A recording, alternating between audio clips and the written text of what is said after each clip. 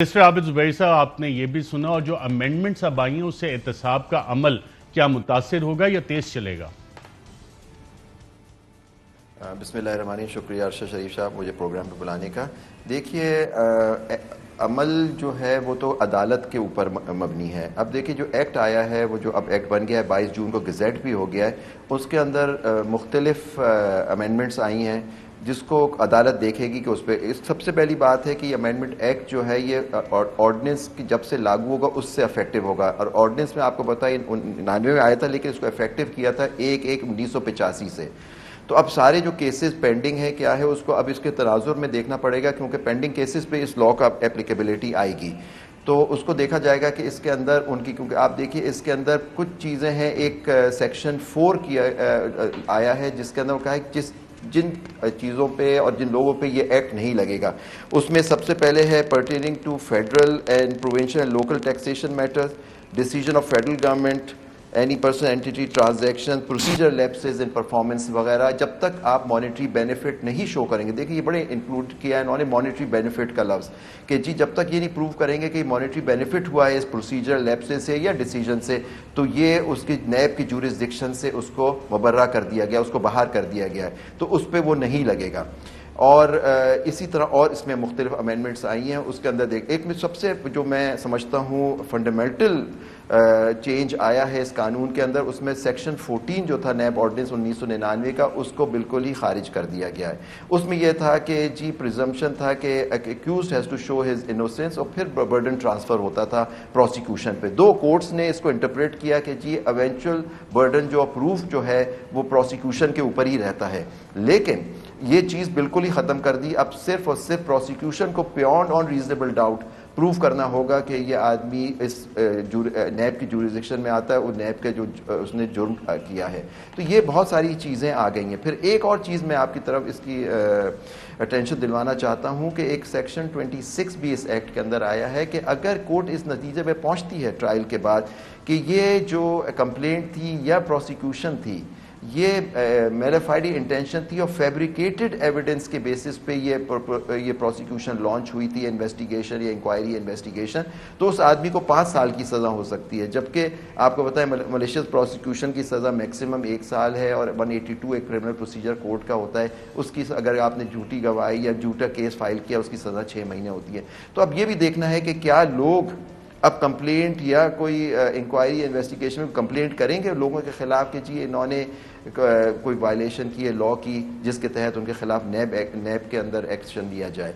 तो ये बहुत सारी चीज़ें होंगी, लेकिन कुछ अच्छी चीज़ें भी हैं। सर देखिए, कानून है, इवेंचुअली अदालत ने आलिया ने इसका फैसला करना है कि ये कानून क्या आइन से मुतज़ादिम है या नहीं। लेकिन एक बड़ी अच्छी चीज़ है अरेस्ट की पावर। देखिए कुछ जजमेंट्स आई सुप्रीम कोर्ट की रिसेंटली, खासतौर पर authored by Justice Mansoor Ali Shah, Iftikhar Ahmed और मुख्तलिफ केसों में उन्होंने कहा कि जी इन्होंने कहा इन्वेस्टिगेशन के दौरान, देखिए इंक्वायरी होती है फिर इन्वेस्टिगेशन होती है, इन्वेस्टिगेशन के दौरान चेयरमैन नैब के पास सवाबदीद है कि वो आदमी को अरेस्ट कर सके अगर वो समझता है कि वो टेम्पर करेगा एविडेंस से या भाग जाएगा या और मुख्तलिफ 2-3 चीज़ें उन्होंने इसके अंदर कही। तो ये एक तरह से प्रोटेक्शन है, क्योंकि देखिए हमने देखा कि आदमी को पकड़ लिया जाता था, फ़ौरन अरेस्ट कर, खासतौर पर सिंध के अंदर, पंजाब में ज़रा फ़र्क था, सिंध के अंदर तो जी फ़ौरन शो कॉज वो आता था, कॉल अप नोटिस, उसके बाद ही अरेस्ट ज़्यादातर कर लिए जाते थे, और उनको महीने लग जाते थे बेल का जो था वो हाई कोर्ट के पास पटिशन दाखिल करनी होती थी, नैब कोर्ट के पास पावर ही नहीं थी। वो पहले ऑर्डिनेंस आए और इस एक्ट के अंदर भी अब पावर दे दी गई है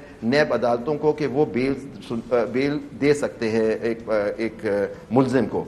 तो ये सारी चीज़ें इसके अंदर है, लेकिन इसका तनाजुर में देखना पड़ेगा कि आया ये जो एक्ट है उसका अफेक्ट क्या होगा। मैं तो समझता हूँ इसका बेनिफिट भी है और नुकसान भी है, दोनों तरह से इसके अंदर है, क्योंकि बहुत सारी क्लॉजेज जो है उस पर हम थोड़ा सा आगे चल के डिस्कस करते हैं। मैं एक दो और point of view. Salman Niazi साहब, आपके ख्याल में इसमें जो तब्दीलियां आई हैं ये बेहतरी के लिए हैं, कोई इसके सियासी फायदे या पॉलिटिकल विक्टिमाइजेशन थी वो भी इससे रुक सकेगी?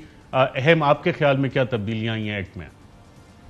देखिए साहब, आबिद ज़ुबैरी साहब ने मेरे ख्याल से जो जितना उसका मतन था वो तो सब कुछ बता दिया, लेकिन इसमें जो मेन 3-4 चीज़ें हैं जो मेरी नज़र में बहुत क्रिटिकल और इम्पॉर्टेंट हैं। सबसे पहले जो ریسٹ کی پاور تھی آف چیئرمین نیب وہ بڑی انبریڈلڈ اور انفیٹڈ تھی، اس کو انہوں نے ریگولرائز کر دیا ہے، اور اچھا کیا ہے کہ انہوں نے بتا دی کہ ریسٹ کس کنڈیشنز پہ ہوگا، اس کو تھوڑا سٹرکچر کر دیا، کرائٹیریا آبجیکٹو کر دیا ہے. لیکن اس میں جو دو خطرناک کہہ سکتے ہیں یا سگنیفیکنٹ یا کروشل چیزیں ہیں وہ یہ ہیں، ایک تو جو انہوں نے کہا ہے کہ ایکیوزڈ جب کیس بنتا تھا اس میں ورڈ ایکیوز یوز ہوتا تھا یا اس کا اسپاؤس، ریلیٹو یا ایسوسیٹ یا بینامی. انہوں نے اسپاؤس بھی ہٹا دیا، ریلیٹو بھی ہٹا دیے، ایسوسیٹ بھی ہٹا دیے، اب صرف بینامی ہے یا ایکیوزڈ خود ہے، اور بینامی کی ڈیفینیشن بھی چینج کر دی ہے. تو it will be very difficult کہ اس کے اندر آپ کسی بینامی اونر کو بھی پروسیکیوٹ کر لیں، کیونکہ بینامی میں پہلے تو ہوتا تھا کہ جس کا لنک ہے بن رہا ہے اس میں وہ اسٹیبلش کرتے تھے کہ یہ بینامی اونر تھا، لیکن انہوں نے کہا ہے بینامی وہی ہوگا اونر جو اس کے پیسے دے گا. اور فار انسٹنس اگر کسی اور شخص نے پیسے دیے ایک پراپرٹی کے، آپ نے کرپشن سے لیے تو وہ اس میں فال ہی نہیں کرے گا، تو اس سے آٹومیٹیکلی وہ نکل جائے گا، تو آپ اس سے کیس نہیں بنا سکتے نیب کا. اچھا، اگر اسی ڈیفینیشن کو جو آپ نے بتائی اور ایکسپلینیشن میں یہ آئی ہے property shall only be held as a benami property when the accused has paid the consideration of the property, holds title documents and possession of the property with the intention and object of executing آپ benami transaction. Intention بھی ہے اس میں شامل کر دی گئی ہے. تو even field پورا سپریم کورٹ میں چلا تھا ایون فیلڈ اپارٹمنٹس کا، وہ اب بینامی جو ہے یا کس کے پاس ٹائٹل ڈاکومنٹس ہیں، اگر آف شور کمپنیز کے پاس ٹائٹل ڈاکومنٹس ہیں تو اس کا سٹیٹس کیا ہوگا اس میں؟ اچھا صاحب، وہی میں کہہ رہا ہوں کہ اگر 3 کنڈیشنز یہ سیٹسفائی نہیں ہوں گی that means is not a benami owner. اور کیونکہ یہ امینڈمنٹ 1999 سے اپلیکیبل ہے، تو جو ایون فیلڈ کا کیس ہے اور جو بھی کیسز ہیں جس میں بینامی ٹرانزیکشن انوالوڈ ہے تو وہ تو کیس ختم ہو گیا. وہ تو اگر میرے خیال سے وہ اس کا تو آفینس رہا ہی نہیں نا، وہ آفینس اب رہتا ہے، اس پہ کرمنل پروسیکیوشن جو ہوگی وہ اللیگل ہوگی اس امینڈمنٹ کے بعد.